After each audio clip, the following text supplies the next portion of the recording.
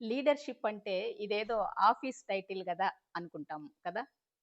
ఒక ఆర్గనైజేషన్‌లో లీడర్ అంటే తన చుట్టూ ఉన్న మెంబర్స్‌లో ఉన్న కెపాసిటీని వెలికి తీసి, తనే ముందు ఒక దిశను చూసి, ఆ డైరెక్షన్‌లో ఆ మెంబర్స్‌ని గైడ్ చేయగలగటం అన్నమాట. మరి ఇలాంటి లీడర్‌షిప్ ఫ్యామిలీ నుంచే మొదలవ్వాలి. సో, ఫ్యామిలీలో లీడర్‌షిప్ క్వాలిటీస్ డెవలప్ అవ్వాలి అంటే ఏ క్వాలిటీస్ ఉండాలి? దాని మీద ఈరోజు ఈ వీడియోలో మీతో షేర్ చేసుకుంటాను.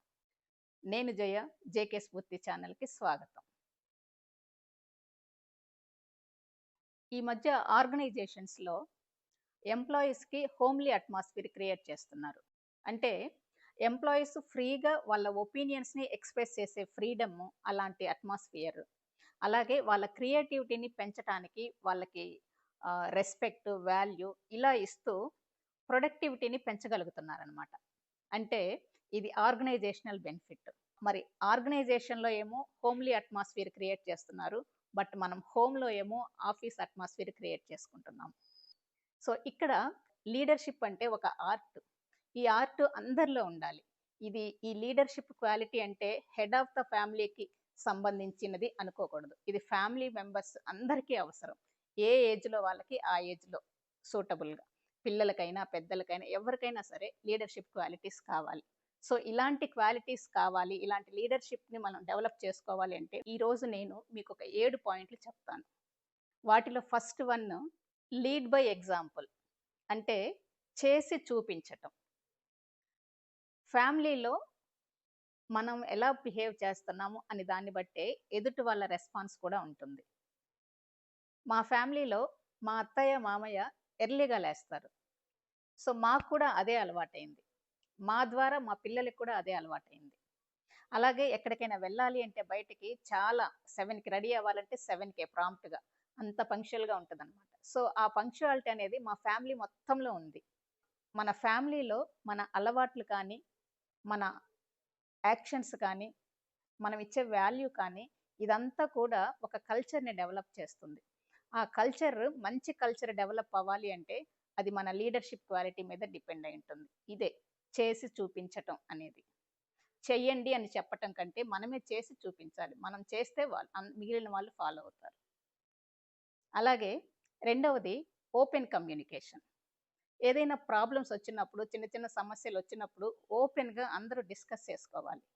అంతేగాని ఈ సమస్య ఇది చెప్తే ఆయనేమంటారో, ఇది షేర్ చేస్తే ఆవిడేమనుకుంటుందో, ఇలా సైలెంట్‌గా వదిలేసే కంటే, షేర్ చేసుకుంటే ఓపెన్‌గా ప్రాబ్లమ్స్ సాల్వ్ అవుతాయి.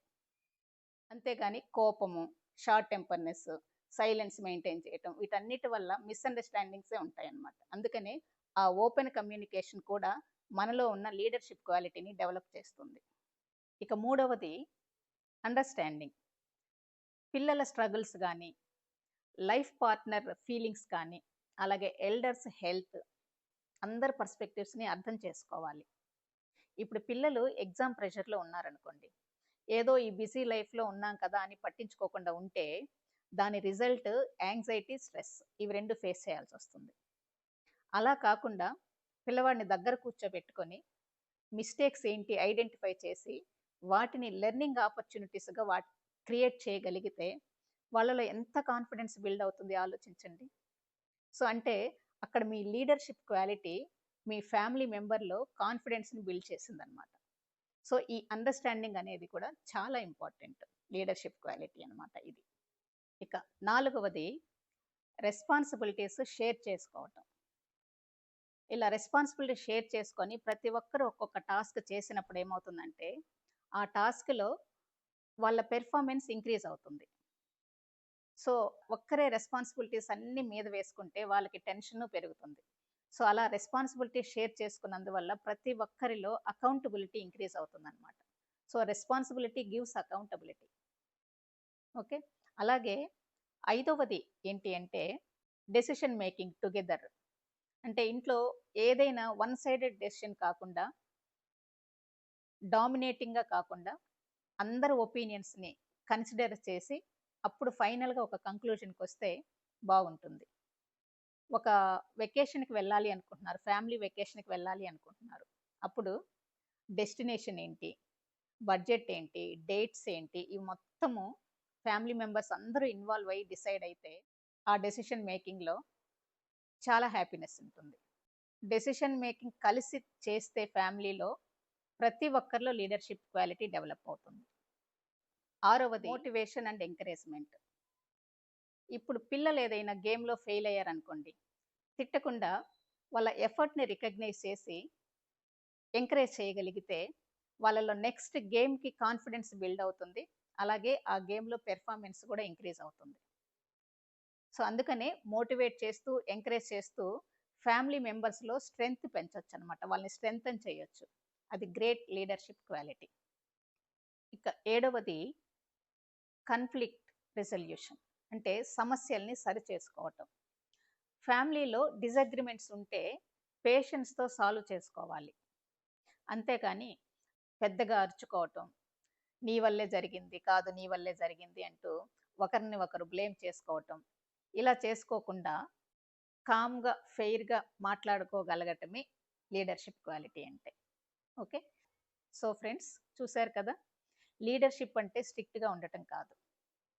అందుకనే ఫ్యామిలీలో ఉన్న అందరూ పెద్దలు, పిల్లలు, ఎల్డర్స్, సిబ్లింగ్స్ అందరూ కూడా చిన్న చిన్న పనుల్లో ఇన్వాల్వ్ అయ్యి లీడర్‌షిప్ క్వాలిటీని పెంచుకొని ఫ్యామిలీని హ్యాపీగా, స్ట్రాంగ్‌గా ఉంచుకోవచ్చు. ఓకే.